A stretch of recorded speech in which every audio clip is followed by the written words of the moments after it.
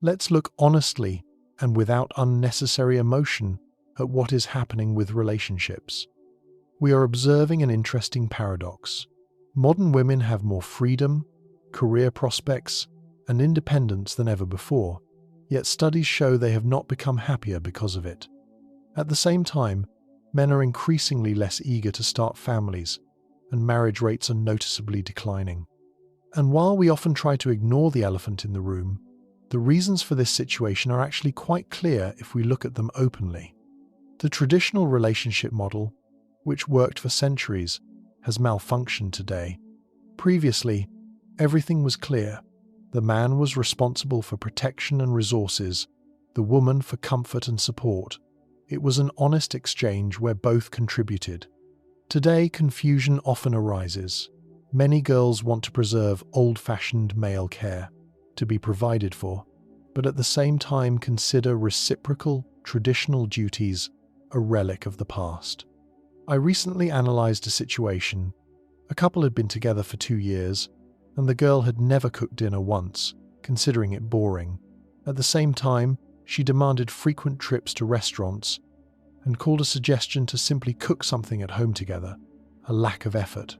This creates a dangerous imbalance where one person only consumes resources without offering either domestic care or partnership support.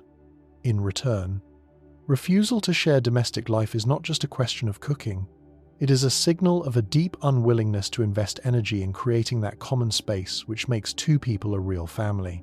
In modern dating, there is often a noticeable imbalance. Men are expected to take the initiative in everything from paying the bill to setting the mood. The woman, however, often adopts the passive position of the receiving party. As a result, when she recounts the date, it's not so much about the emotional connection as it is about how she was served. This turns romance into a consumer relationship where the man acts as the service provider and the woman as the strict client. In this scheme, the man's personality is effectively erased, giving way to a set of functions he must perform uninterruptedly to get a passing grade. The ancient contract of relationships, the symmetry on which humanity relied for millennia, has been torn to shreds. Historically, it was a trade. Men offered protection and resources, women offered nurturing and domestic stability. It was a symbiotic partnership. Today, a growing number of women demand all the traditional privileges of the past while offering absolutely zero traditional value in return. They want to be provided for like 1,950 seconds housewives, while acting like fully independent entities who owe nothing to anyone. It looks like an attempt to assemble a convenient set from different eras, where rights to full provision are taken from the past, and freedom from any obligations or responsibilities is taken from the present. I recently spoke with a guy whose girlfriend of 2 years had never lifted a finger to support him domestically, not once. Yet, she demanded high-end dinners twice a week minimum. When he proposed a quiet night cooking at home, she labeled it boredom and low effort. A woman who couldn't boil pasta criticized his choice of restaurants as being too cheap. This isn't partnership. It's a parasite attached to a host. She sincerely believed that the mere fact of her presence nearby was already an invaluable service that automatically outweighed any of his investments and efforts. The psychological difference here is critical. Men derive their self-worth from utility, from building, fixing, and providing. We feel good when we are useful. Conversely, modern ideology has taught many women to derive their self-worth solely from what they can extract. Their value is measured by the volume of attention, gifts, and resources they can draw from a man, not by what they build alongside him. Instead of being a reliable support, such a woman becomes a black hole, absorbing energy and funds without the slightest hint of return. This evolutionary mechanism, designed to vet a mate's ability to survive, has become grotesque in the modern era. The question has shifted from, will he share his hunt to feed our children, to did he spend a quarter of his yearly salary on a piece of jewelry? It's no longer about survival, it's about vanity, and social media has poured jet fuel on this fire. The digital amplification of expectations is catastrophic. Every act of intimacy is now content for public consumption. She doesn't care that you planned a soulful evening. She cares about how the photos will perform against the algorithm. You aren't competing with the neighbor. You are competing with the filtered, fictitious highlight reels of every influencer on the planet. I know of a case where a relationship ended because a Valentine's gift wasn't Instagrammable enough. The man had poured his soul into a personal gesture, but because her friend got a trip to Dubai, his love was deemed insufficient. Social media has turned romance into a performance art where the man is merely a prop. In this distorted reality, the living human being next to her is devalued to the level of a fashion accessory, whose only task is to advantageously highlight her against the backdrop of someone else's glossy success. Consumer culture has brainwashed women into believing men exist solely to facilitate lifestyle upgrades. They aren't looking for teammates. They are looking for sponsors. Read the dating profiles. Take me on trips. Feed me tacos. Buy me wine. It reads like a shopping list or a ransom note. Where is the offer of reciprocation? Where is the phrase, "I will bring peace to your life"? It is absent. The emotional asymmetry is equally exhausting. Men are now expected to function as on-call therapists, entertainment coordinators, and self-esteem generators. If she is sad, it is his duty to lift her spirits. If she is bored, he must dance. If she feels insecure, he must provide a constant stream of validation. But try to reverse the roles? That's called emotional labor, and she wants no part of it. One client told me his ex expected him to essentially be a psychic, to read her micro-expressions and instantly adjust the environment to suit her mood. But when he had a tough day at work, she resented him for bringing negative vibes into her space. Empathy here is a one-way street. We have erased the line between healthy standards and delusional privileges. Wanting to be loved is normal. Demanding to be the main character of someone else's reality 24/7 is pathological. Wanting a capable partner is healthy. Expecting a man to manage your entire emotional regulation is infantile. However, we package this selfishness in the wrapper of empowerment. Slogans like, "Never settle," and "If he wanted to, he would," are used as weapons to justify consumption without contribution. These are mantras for maximizing profit while minimizing personal risk. Instead of seeking a union of two adults, we are offered a destructive model of a capricious child and her omnipotent guardian, where all boundaries are blurred. Recently, a woman went viral for leaving her boyfriend after 3 years because she didn't receive a ring. The comments were a chorus of, "Know your worth, queen." But when a lone voice asked, "What did you do to make him want to bind his life to you forever?" the outrage was palpable. The suggestion that commitment must be earned, rather than received by birthright, is now considered an insult. By their logic, the crown on one's head should stay put by itself, without the need to strengthen its authority through real actions, care, or respect for the partner. The cultural shift is staggering. We went from "relationships require work" to "men must work on the relationship." We shifted the focus from marriage as a mutual survival pact to marriage as a mechanism for female entertainment. The result is a dynamic that is fundamentally predatory. One builds, the other occupies. One sacrifices, the other enjoys. This is resource extraction, plain and simple. And, just like any mine, when the resource is depleted, the site is abandoned. No foundation can withstand a building where one floor is constantly being built up by destroying the load-bearing walls of the other. What amazes me is the genuine bewilderment of women. When they see men walking away, they have been taught since childhood that their mere presence is a gift to the world, and that expecting any return from them is misogyny. Then they reach 38, alone, wondering where the normal men have gone. Normal men got tired of being viewed as ATMs with a pulse. They look for a human being but are treated as a set of useful options, and are genuinely surprised when this function decides to shut down and leave. Why are so many people unhappy now? We trapped ourselves. If you believe everyone owes you, but you don't know how to say thank you, there will be no joy. Emptiness inside arises when you only take and create nothing yourself. You cannot treat a partner like an object that is a road to nowhere. Look at successful women. They have careers and money, but no happiness. Why? They were instilled with the idea that happiness is when you receive, but in reality, it doesn't work that way. Men are completely confused right now. Impossible things are demanded of them. Be a provider, but money isn't the main thing. Be a rock, but cry and be sensitive. The rules change every day. And women, conversely, are taught that caring for a man is humiliation.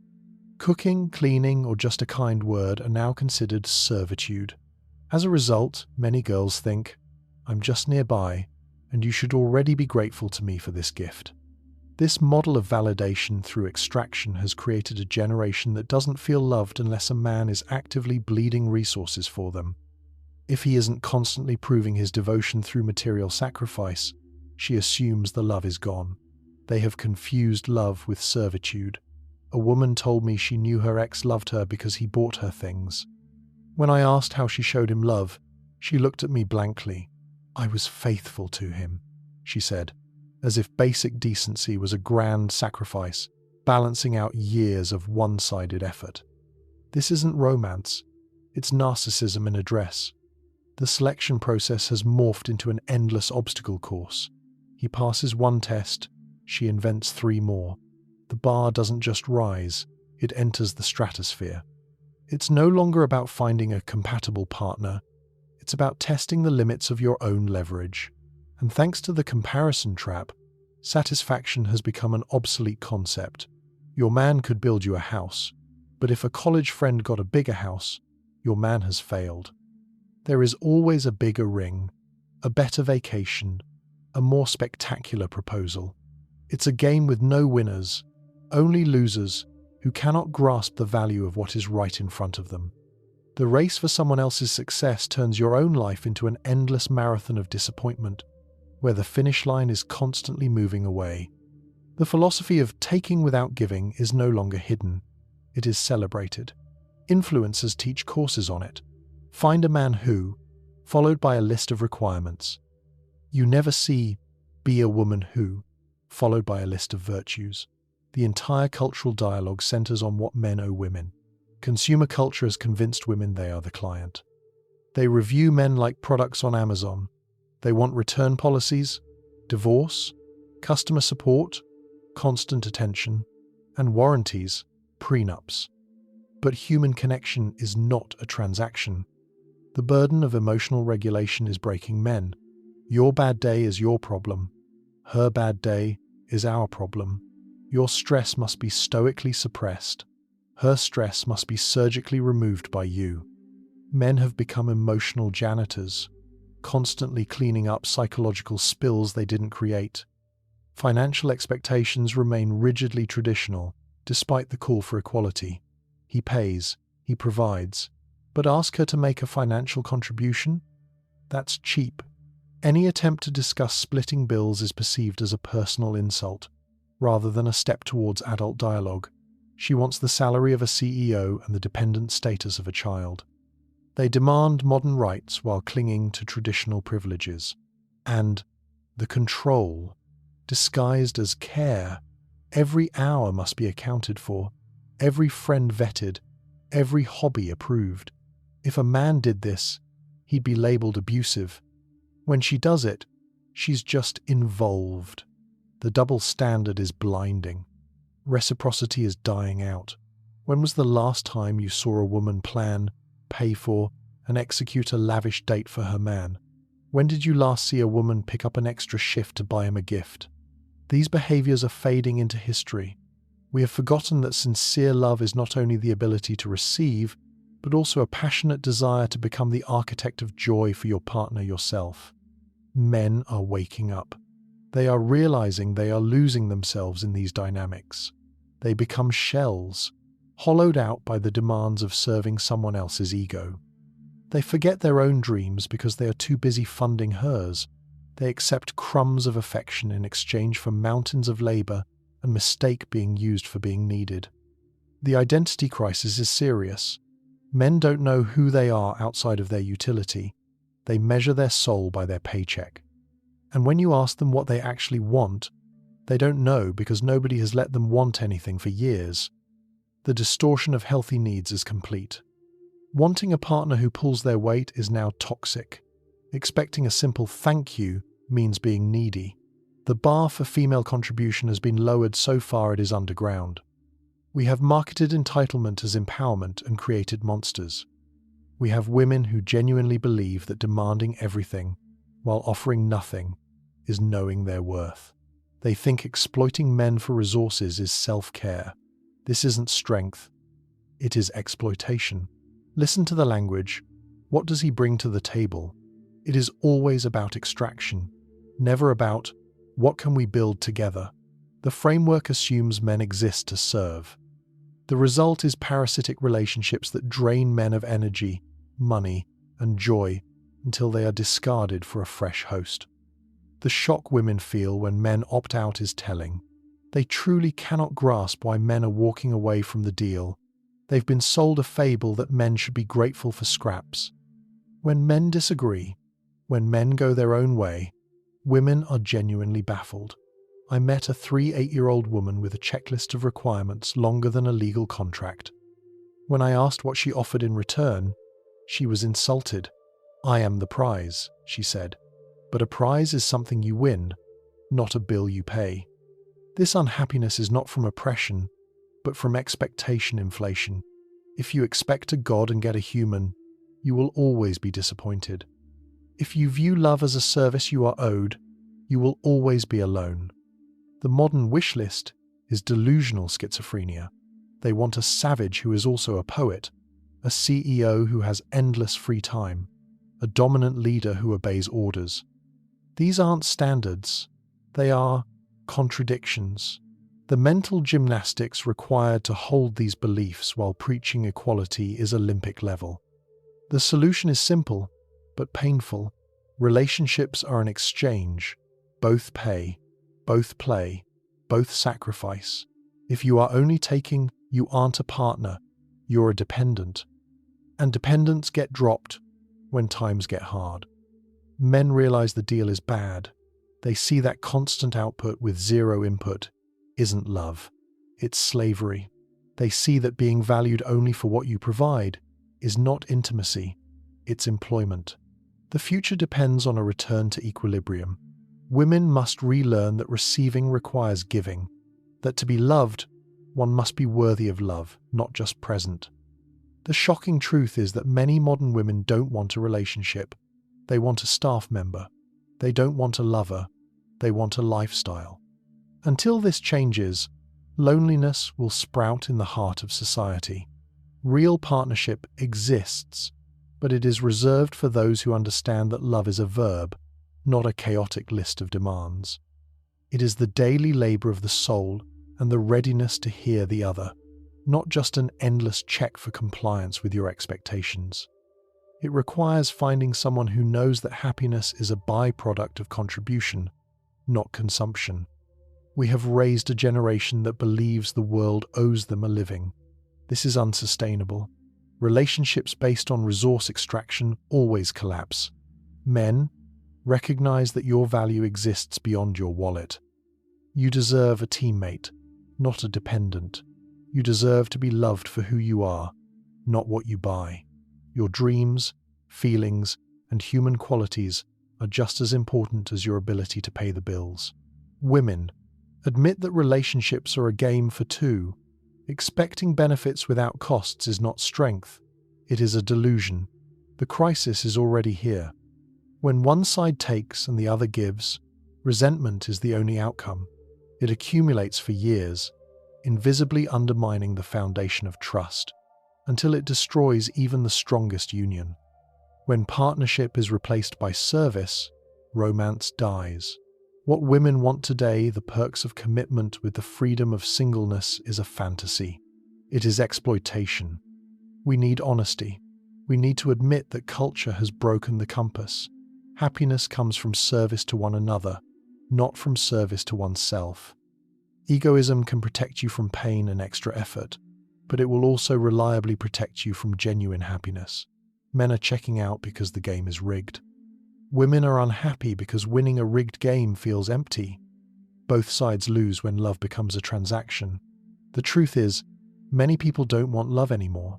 They want utility, and until we reject this program, the abyss will only grow. Real love is still out there, but it requires burning the script that society has handed you. It requires seeing your partner as a human being, not a resource. Only a deep understanding of psychology and an honest look inside oneself will help us break this vicious circle. I want to hear from you. What impossible standards have you faced? What one-sided arrangements have you endured? Let's start the conversation that the world is trying to silence. Because until we face the ugly truth, we will never find something beautiful. If you are ready to delve into these complex topics, learn to build healthy relationships, and understand psychology without illusions, subscribe to the Psycheria channel.